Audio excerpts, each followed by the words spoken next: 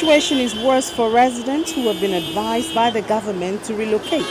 But the question is, relocate to where? Schools in the area have also had to deal with the situation.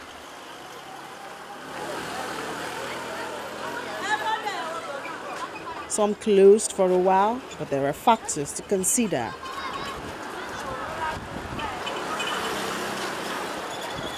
Well, we have to close the children earlier than we should, and somehow it's really disturbing, if not that we have some classes that have AC. So we have to put them there, but it's not enough to keep them there. The smoke is very disturbing. One of our child is already in admission in the hospital because the child is asthmatic, and this smoke has gone into the child's lungs. So the child right now is in this Ikeja General Hospital, is admitted because of the smoke. So the smoke is really hazardous. It's bad. We are trying because we have some AC classrooms, and so we keep our children in those classes. And again, this is an examination period. It is not a time where we shall say, go. If it were just that it is term, we can send them home and then we shall come back. But when do we know that this will end? That is our problem. When will it end? Because it affects us. I cannot live here, for instance. And all of us, we have to be running away from our homes. We have parents that have had to move out of their residence because of this smoke. And I heard this was done many, many years ago. I thought we have overcome that. It should not be what should be happening now. It should not happen. To chase people out of their residence because of, I don't know what we shall call this. It is really, really unhealthy. The government is not unaware of the situation in the area and the consequences on the people. Mr. Bangbeta says this is being taken care of. You may not see it immediately, but some mitigation efforts are on in that place by the relevant ministries of environment and health. Mitigation efforts are on, and the thickness that you see and that you witnessed. First of all, the fire itself has stopped. What we are having right now is mostly smoke, and the thickness as at Wednesday is no longer the thickness today. It has reduced in terms of content and thickness. So efforts are on to mitigate that place, and we think that as time goes on, it will get better. In the meantime, we are also rolling out engagement processes with the communities around that place.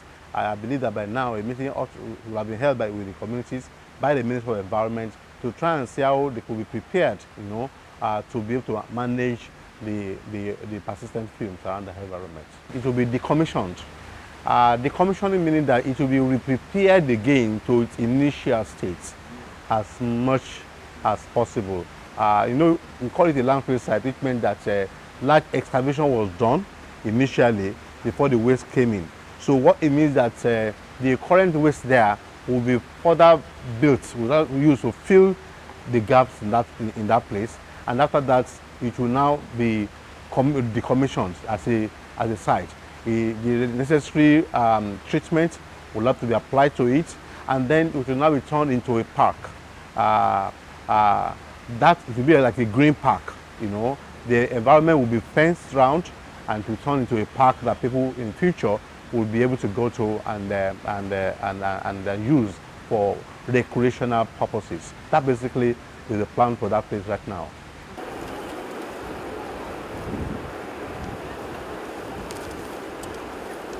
Bajide Alo, however, has other ideas concerning the future of Olusosun dump site.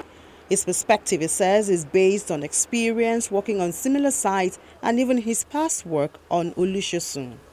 Our hope that all that waste in that dump site will go away. That hope is a mirage, but it would never go away. It will never degrade by itself because they are not degradable materials that are in Olusosun presently.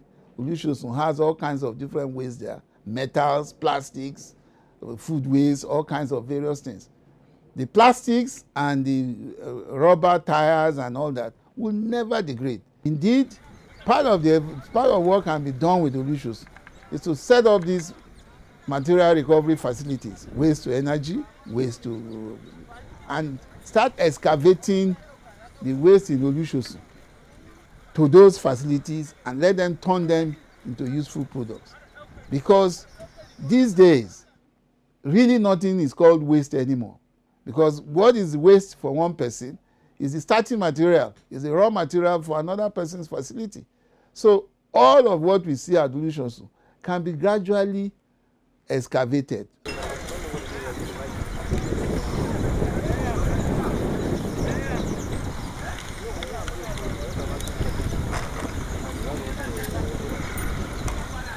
For continuous refuse collection, the Lagos State government has directed other dump sites to be used, but this comes with some implications.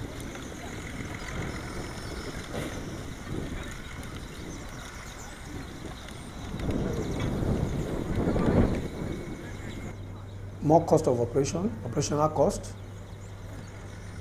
less turnaround time, which means there probably be increase of waste in the metropolis.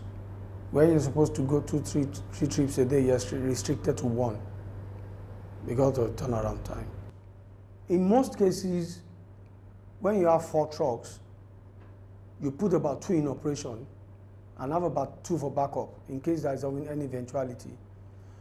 Now that we know that the turnaround time will be very, very low, which will affect the collection of waste in the metropolis, then we have to involve the 4 trucks to mop up at the same time and know that you're doing just 1 trip. So if you are doing 2 trips, 4 trips with 2 trucks, you'll be doing 4 trips with 4 trucks.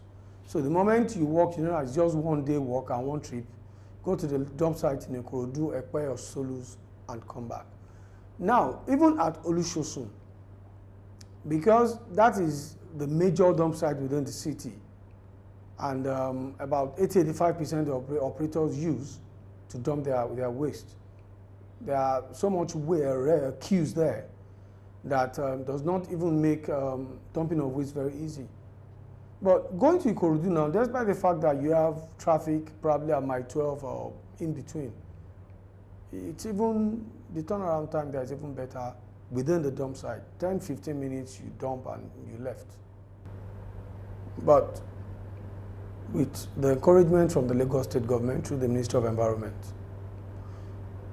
we are up to the task. We're making use of the Ekpe dump site at Ikorodu. Solus is open, Ekpe is as well open. So with those 3 dump sites, we'll collect refuse. We just need to increase the number of trucks we use for operations.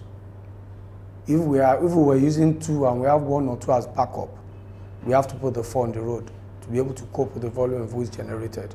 And I must tell you here that the existing landfill sites at Ekpe, Ikorodu and Solus have been visited, and a lot of safety measures are now being taken in place. One, the areas have to be fenced off, access road, firefighting equipment and safety equipment, so that even if anything of such that happened at Olusosun occurs, they'll be able to arrest it on time before the firefighters come in.